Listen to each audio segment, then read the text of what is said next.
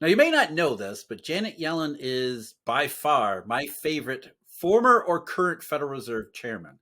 And the reason is, unlike either her predecessors or her immediate successor, Mr. Powell, she had the tendency of every once in a while being honest. Now, you all remember Alan Greenspan's idea of Fed speak, where you don't say anything. And if you hear the Fed chairman say something, they've said something wrong.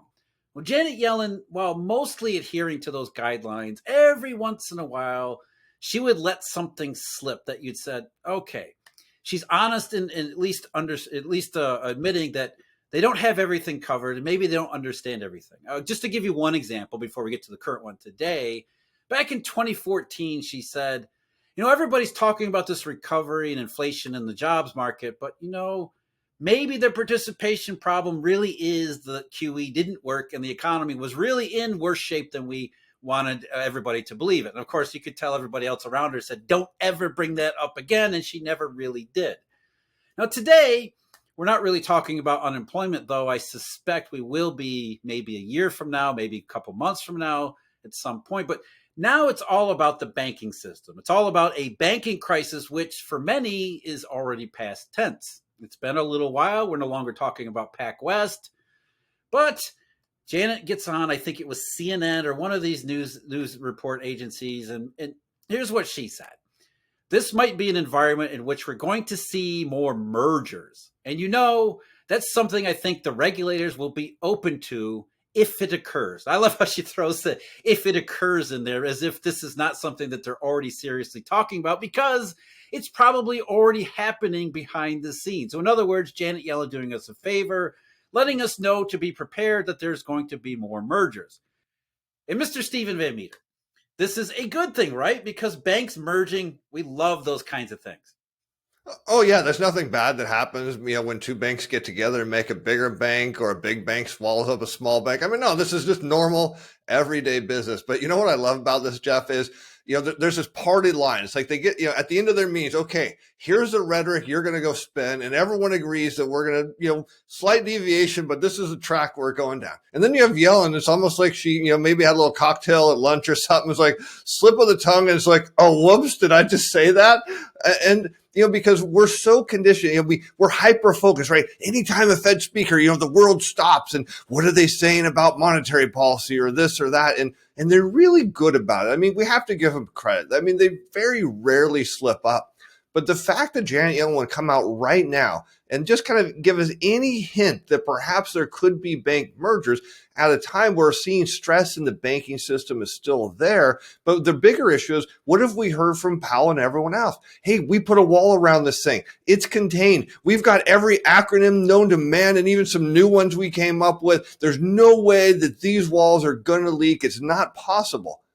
But Jeff, as we know, things in the data are suggesting that perhaps the stress in the system that was supposed to go away isn't at all. And Yellen also does, she's got double duty here. She's not just talking. She's a former Fed chair, so she sort of speaks with sort of that authority still on her resume, so to speak. And she's also the current Treasury Secretary, which maybe makes it, even bigger oversight, maybe a bigger deal. And for her to tell us, whether inadvertent or not, maybe she just wanted to let people know that, hey, this stuff is going on. You're right. There's this level of honesty. I think it's somewhat accidental. Maybe it's intentional. But coming from her as a former Fed chair and now current Treasury Secretary, it's not just the usual garden variety, hey, these couple banks are merging. What she's really saying is that we're aware of discussions. We think that they're going to happen because they obviously need to happen. And as Steve just alluded to, we got some data from the Federal Reserve just yesterday, the Wednesday level on its balance sheet. And you never want to focus too much on week-to-week changes, but there are exceptions to that because you never really know what's going on in any given week, and things are volatile and noisy in the short run. But we're seeing the Federal Reserve's primary credit doubled from about $4.5 billion to over $9 billion this latest week. The Fed's BTFP, as Steve alluded to, their brand new acronym, or actually this is initialism, their brand new initialism, that got to a record high, added another $4 billion there. So all of a sudden, banks are in the 2 weeks after First Republic, where everybody's forgotten about the banking crisis. The banks apparently haven't. And apparently the banks, not only have they not forgotten about the crisis, they're apparently talking about it to officials. Yeah, I mean, and Jeff, this makes no sense because if we look at the discount window, I consider that like almost like a payday loan. Hey, things just didn't go right this month, and I got a week to payday, but I got some unknown expenses that I have to pay now. I can't. My credit cards are tapped out, so it's a cost and it looks bad. But hey, I'm going to get some money and take care of this, and hopefully in the months that come, I can get things fixed up. But what we're seeing is with these other loans, they're longer term loans. That Fed program is up to a year. I mean, that doesn't tell you that, hey, this is a short term, I'm just bleeding, throw a Band-Aid on it and I'll be fine. This is saying, hey, look, you're hemorrhaging. We don't know why, but we need a whole lot of time here. So that's what's kind of challenging when I look at this backdrop is why are the banks borrowing more money? Because if the problem was getting better, as you alluded to in a tweet, just recently, we should see these levels going down. They should be wanting to pay these loans off. And that would be a really great thing because they could come out and say, hey, look, you know what? There was a bunch of bank runs. We had to borrow all this money and everyone left us for dead. But you know what? No, we came back. We're paying off the loans. We're stronger than ever. You bring your deposits back because we're not going anywhere. On the other side is you look at this and you go like, I don't know what's going on here. But like you said, the fact that Janet Yellen would even kind of suggest or even hint at, even if there are no talks going on, that she thinks there should be talks going on, tells you everything's wrong and the data validates it. Makes you wonder, is Janet Yellen, did she see that report and be like, oh my God, this is horrible? I don't know. What do you think, Jeff? Well, I think, Steve, we do know what's going on here, right? I think we have a really good idea of what's going on here. And it has three letters attached to it too. It's CRE. I mean, everybody knows that we have a commercial real estate problem, and everybody's been talking about a commercial real estate problem, and everybody's talking about the commercial real estate problem in the exact same way we used to talk about the residential mortgage problem 15, 16, 17 years ago. It was sort of like everybody knows there's a problem here, but until it actually became the global financial or monetary crisis that it became, there was always this sort of denial, always this sort of Wile E. Coyote where you're off the cliff and you think, well, I can just hang here forever because it hasn't just completely fallen apart. That's where I think Janet Yellen's statement really comes in here because she's sort of hinting at Wile E. Coyote is about to be acquainted with gravity pretty soon. And we know it's commercial real estate as just the starting point in the same way that subprime mortgages once were. I just did a show on the financial stability report from the Federal Reserve. So I talked about this in a little bit more detail. But Steve, here's the one quote that really, I mean, you just have to shake your head. I know we're kind of chuckling and laughing about this because it's both absurd and what else can you do at this point? Because everybody knows there's a banking problem here, and it's sort of like it's inevitable almost. There's an inevitability. There's a gravity to it. Here's in the Fed's report. Many contacts saw real estate as possible trigger for a systemic risk, particularly in the commercial sector, where respondents highlighted concerns over higher interest rates, of course, valuations, which are always sky high, and shifts in end user demand. In other words, recession. Some market participants associated risks in real estate with the emergence of banking sector stress. You think?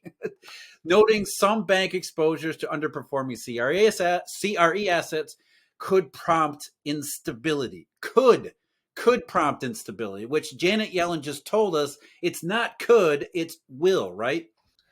Yeah, Jeff, and this is something that was already in the making. I mean, if we were even in a booming economy, I still think we'd be having a discussion about commercial real estate because the fact of the matter is the hybrid work schedule, and we'll just say, I'm not even going to go as full extent and say the total work from home. We'll just pretend that people come back to work, that are at home maybe 2 days a week or even in the afternoons just to, get together with their team. The fact that you don't need as much office space at a point where we have a massive amount of office space and even more being built because there's all this perceived demand for labor and office space. You could almost see this set up even in a good economy where the banks are going to say, hey, look, we need to refi these loans. And the landlords are saying, hey, well, you know what? We're only 70% occupied now. We don't have the revenue to do this. So the fact is that now we head into a recession and you look at the number of people that could hit the unemployment line, and it's staggering now to even think of, you could have office buildings that are just outright empty. There's just no demand for them because,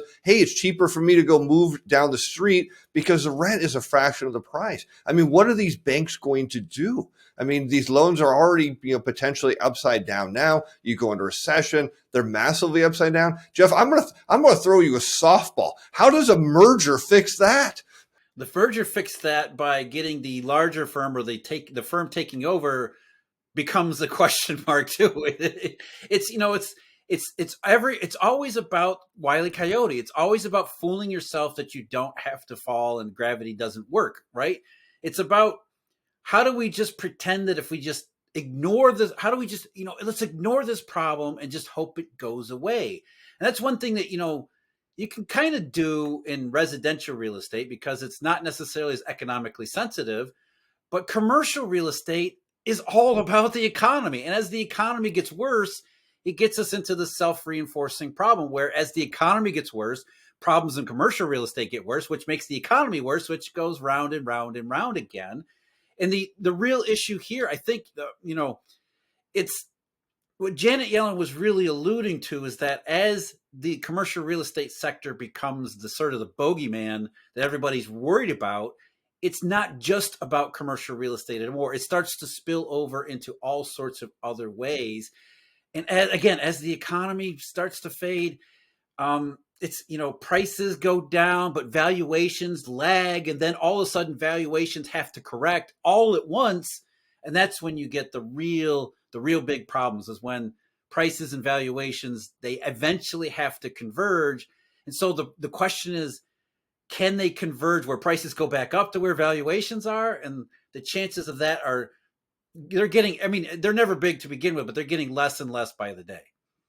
Yeah, absolutely, Jeff. And I think some, questions that when we go out and talk to people, which I know is not very often, but when we do, one of the common questions that I get is, do these central bankers, are they kind of just putting on a front when they get up and talk? Or, do they really know what's going on here? Because, and I want people to understand, this banking crisis that we had didn't get fixed. That's what the data from the Fed H.8.1 report is saying. It did not get fixed. Look, we took them all to the hospital. We merged them together. We did a bunch of stuff, and the patient is still there. We don't know why. And when, the fact that Janet Yellen even suggests that, hey, there could be some mergers. This is what I want everyone to understand is this is validating that they don't know how the system works. And yet these are the people in charge of regulating the whole thing. And they're absolutely clueless. Kind of like you said, hey, we see a problem. This should be the model of the Fed. Hey, we see a problem here, but we're going to hope it just goes away because if it gets worse, there's nothing we can do, but we'll just lower rates and do some, more funny lettered things, and maybe people will be convinced and will just pray to the monetary gods that somehow, some way, it actually works. As funny as that sounds and absurd as that actually is, that is really their plan here. That is really the plan, all central. And this is how we got a 2008 crisis. Their idea is, if we get people to feel better, then eventually we'll buy enough time and the thing that's wrong will heal itself. And it sounds really stupid. It sounds really ridiculous when you put it that way, but it's true. That's exactly what the plan here is, to get people to feel better so that they start acting better. And then if we give ourselves enough time, the system will magically heal itself. Commercial real estate prices will instead of continue to go down, maybe they'll firm up here and a bunch of risk takers will come in and everything will be just fine. So all we have to do is get on TV every day and not talk about bank mergers and tell everybody everything is fine. They really actually believe that, which is one reason why the markets are so certain we're screwed. That's why the markets are priced, even though rates have backed up here recently, the markets are still at extreme levels that are saying a year from now, maybe less, we're going to be talking about zero interest rates.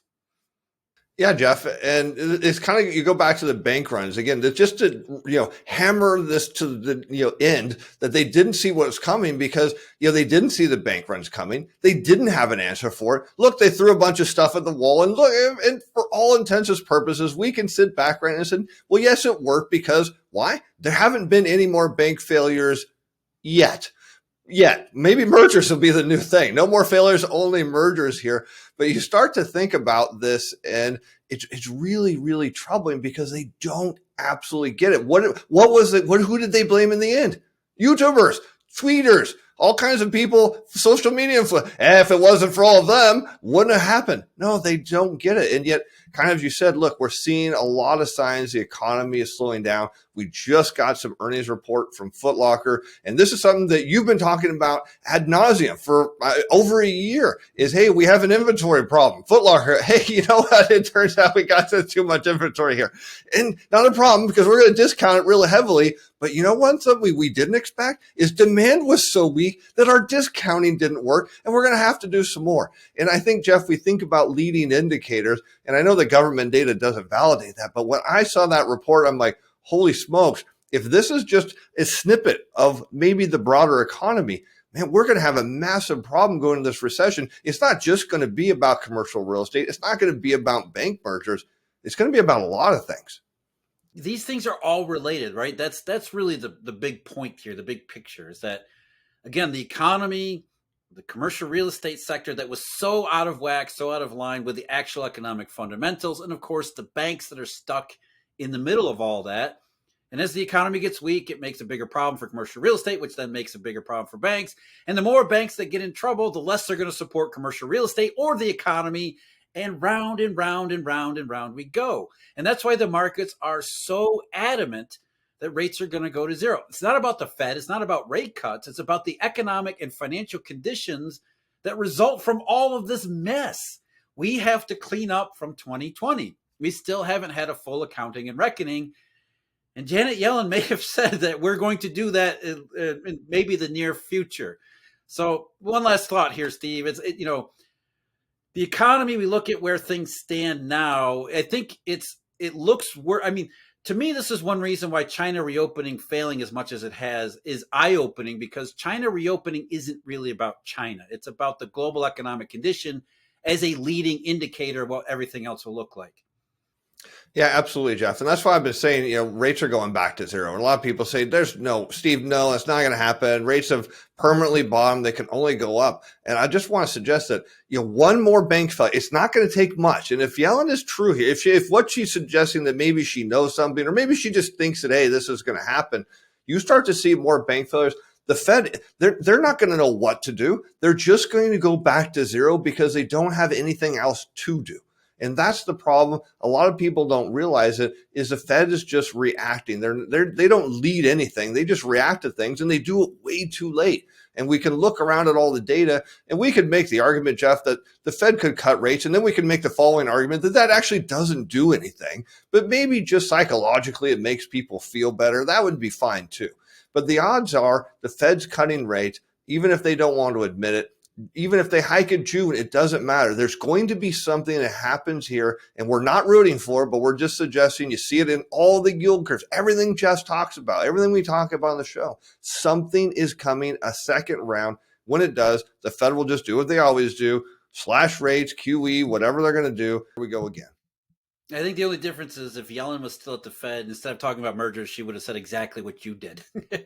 Accidentally, hey, yeah, we're going to do QE, what were we on? QE 7. I think she would have said, yeah, we're already talking about QE 7.